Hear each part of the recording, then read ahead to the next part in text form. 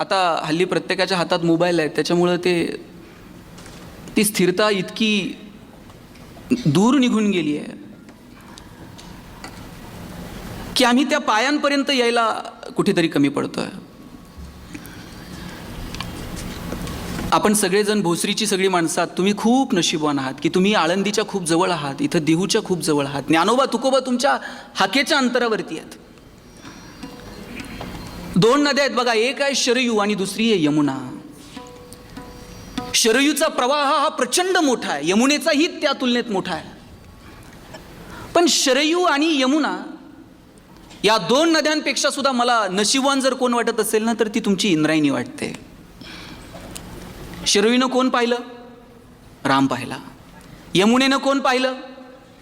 कृष्ण पाहिला. शरयू आणि यमुनेचा प्रवाह मोठा आहे, त्यांना राम आणि कृष्ण पाहायला मिळाले. इंद्रायणीचा प्रवास किती हो, इथं लोणावळ्याजवळ एका डोंगरात उगम पावते आणि पुढं निरेजवळ जाऊन भीमेला मिळते. एवढासा प्रवास आहे. पण एवढ्याशा प्रवासामध्ये तिनं दोन महान संत पाहिले.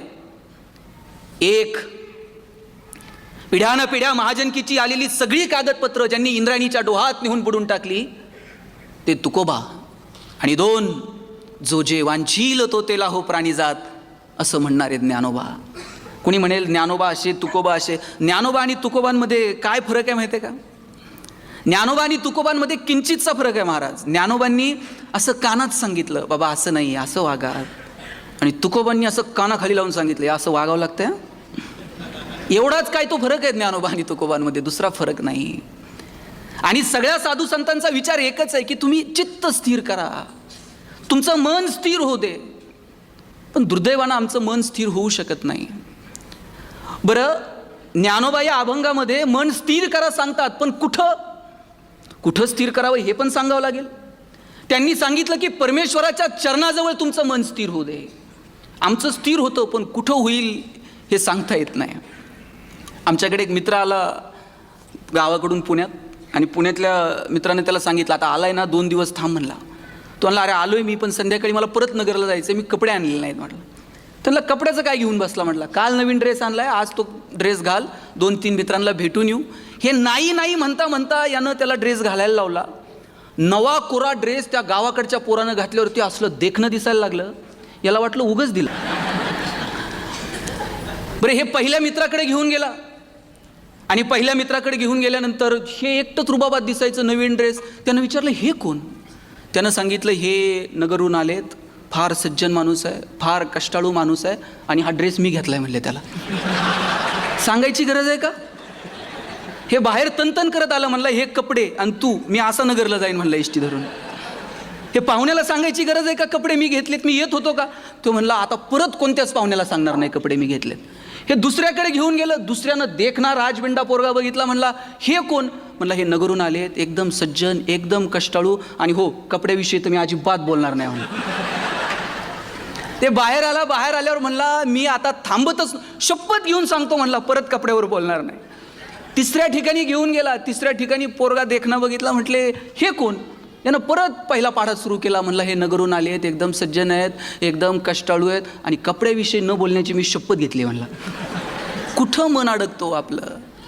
नको त्या ठिकाणी मन अडकलं ना, त्याचे परिणाम काय होतात हे आजपर्यंत आपण सगळ्यांनी पाहत आलोय. हे बघा, पैसे कमवून हा पुरुषार्थ आहे. धर्म, अर्थ, काम आणि मोक्ष हे 4 पुरुषार्थ सांगितलेले आहेत. त्यातला अर्थ हा सुद्धा पुरुषार्थ आहे.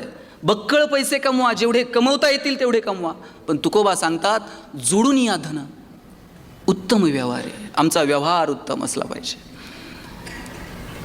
आणि या सगळ्या गोष्टींच्या पाठीमागं धावत असताना आमच्या आनंदाच्या जागा कुठे आहेत, आमच्या मनाला स्थिर करणाऱ्या जागा कोणत्या आहेत, मला वाटतं त्या सुद्धा ओळखता आल्या पाहिजेत. आणि म्हणून या सगळ्या साधू संतांचा अट्टहास जर काय असेल ना, तर तो तुमच्या चित्ताच्या संदर्भानं, तुमच्या मनाच्या संदर्भानं साधू संत बोलतायत.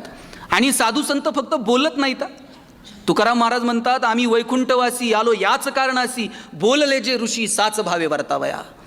आम्ही फक्त गप्पा मारायला आलेलो नाहीत, आम्ही फक्त भाषणं करायला आलेलो नाही आहेत.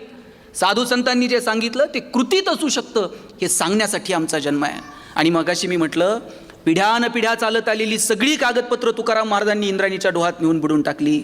साहेब, शेतकऱ्याचं कर्ज माफ करणारं पहिलं गव्हर्नमेंट जर कोण असेल ना, जगद्गुरू तुकाराम महाराज आहेत. मला वाटतं त्या साधू संतांच्या ज्या जगण्याच्या ज्या, हे बघा, ज्ञानेश्वरीवर तर आपण सगळ्यांनीच प्रेम केलं. ज्ञानेश्वरीवरती जेवढं प्रेम लोकांनी केलं, क्वचितच जगात इतर कुठल्या ग्रंथावरती लोकांनी प्रेम केलं असेल. अहो, खेड्यापाड्यात पारायण होता तो. माऊलीला प्राकृत कळत सुद्धा नाही, पण ती ते बोट त्याच्यावरनं फिरवते. ती म्हणते माऊलीचं ज्ञानेश्वरी वाचायची, पारायणाला बसायचं आहे म्हणते. इतकं प्रेम कोणत्या ग्रंथावर केलं असेल लोकांनी? पण ही ज्ञानेश्वरी लोकांपर्यंत पोहोचावी. आणि निवळ ज्ञानेश्वरी नव्हे, साहित्याच्या पाठीमागं त्या संतांचं जगणं असतं. त्या साहित्यातून जर संतांचं जगणं वजा केलं ना, तर मग काहीच उरत नाही. त्यांचं साहित्य तर आपल्यापर्यंत पोहोचलंच, पण त्यांचं जगणंही लोकांपर्यंत पोहोचावं. मला वाटतं यासाठी हा सगळा अट्टहास आहे. गोविंदपंत आणि मीराबाई, ताम्हणामध्ये असा कृष्ण घेतलेला, त्या कृष्णाला मंत्रपुष्पांची वृष्टी त्या कृष्णावरती होते. आणि त्या कृष्णाला ते त्यांचं दुःख सांगतात. त्या कृष्णाला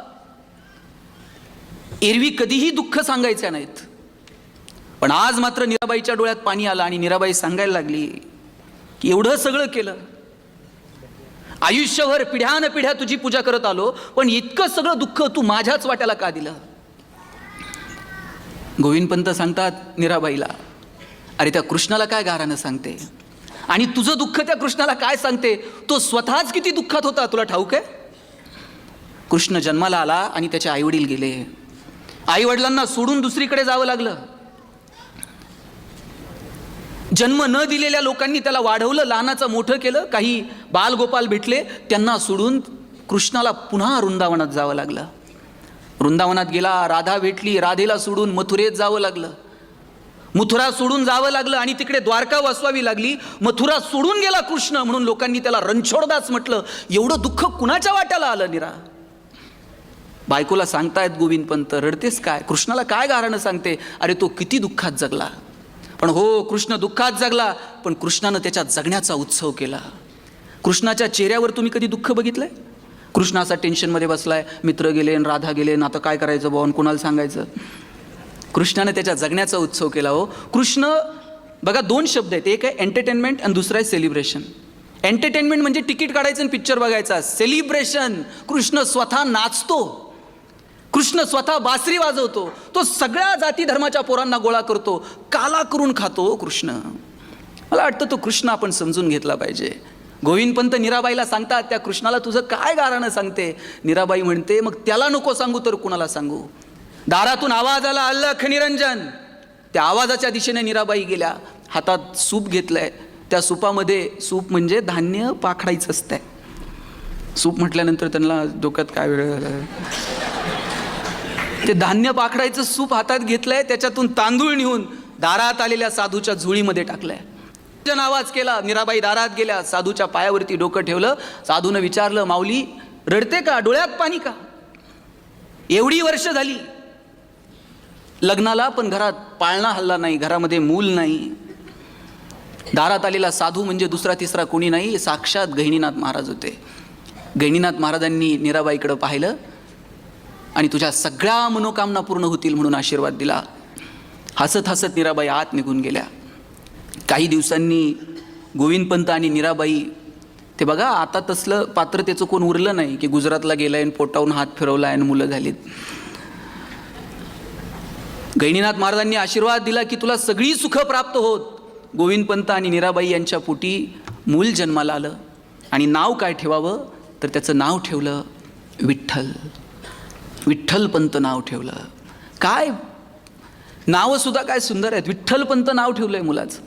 आणि मग या विठ्ठलपंतांनी शिकलं पाहिजे, शिक्षण घेतलं पाहिजे, याच्यासाठी त्यांची सगळी धडपड सुरू झाली.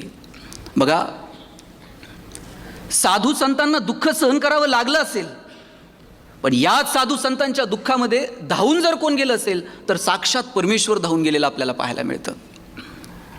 अहो, जनाबाई जात्यावर दळायला बसली तर पांडुरंग जायचं, आणि जनाबाई जात्यावरती दळायला बसली, जनाबाईच्या मागं मागं पांडुरंग सुद्धा म्हणायचा, ये रे बा विठ्ठल. अरे जनाबाई म्हणायची, बाबा तूच तुझं नाव घेतोयस, जनाबाईला दळ लागता लागता विसरून जायचा की मी विठ्ठल आहे, मी पांडुरंग आहे. एवढं प्रेम केलं भगवंतानं त्याच्या भक्तांवरती. प्रल्हादासाठी धावून जावं लागलं. किती प्रेम केलं. मला वाटतं भक्तांनी जेवढं प्रेम केलं ना तेवढं भगवंतानं सुद्धा केलंय, ते आपण समजून घेतलं पाहिजे. एकदा देवानं भक्तांची यादी करायची ठरवली होती आणि मग भक्तांची यादी करताना पहिली यादी जाहीर केली. जशी कर्जमाफीची यादी जाहीर होती, पहिली यादी जाहीर केली. पहिल्या यादीमध्ये ज्ञानोबा नाहीत, तुकोबा नाहीत, कुणी म्हणून नाही. आणि मग ज्ञानोबा नाहीत, तुकोबा नाहीत म्हटले, मग ही यादी कुणाची आहे? नामदेवरायांनी थेट देवाला फोन लावला. म्हटले, काय यादी जाहीर केली ना आमची नावं यादीत नाहीत. देवानं सांगितलं, थांबा, पुढची यादी येणार आहे. दुसरी यादी जाहीर झाली, त्यातही यांची नावं नाहीत. नामदेवराय म्हटले, देवा, पहिल्या यादीत आमची नावं नाहीत, दुसऱ्या यादीत आमची नावं नाहीत. आमची नावं काय वगळली की काय म्हणला मतदार यादीत? नाही म्हणले, तिसरी यादी लागणार आहे. आणि तिसरी यादी लागली आणि पहिलंच नाव ज्ञानोबांचं आलं. ज्ञानोबा, तुकोबा सगळ्यांची नावं तिसऱ्या यादीत आली. आणि मग देवाला विचारलं नामदेवरायांनी, देवा, पहिल्या यादीत नाही, दुसऱ्या यादीत नाही, तिसऱ्या यादीत आमची नावं का? देवानं सांगितलं, नामदेवराया, पहिली यादी त्यांची आहे जे माझी भक्ती करतात, दुसरी यादी त्यांची आहे जे माझ्यावर प्रेम करतात, आणि तिसरी यादी त्यांची आहे ज्यांची मी भक्ती करतो, ज्यांच्यावर मी प्रेम करतो. अरे काय रुबाब आहे आमच्या साधू संतांचा. यांनी भजन गावं आणि साक्षात पांडुरंगानं येऊन नाचावं. हे प्रेम जर कुणाला मिळालं असेल तर ते फक्त साधू संतांना मिळालं.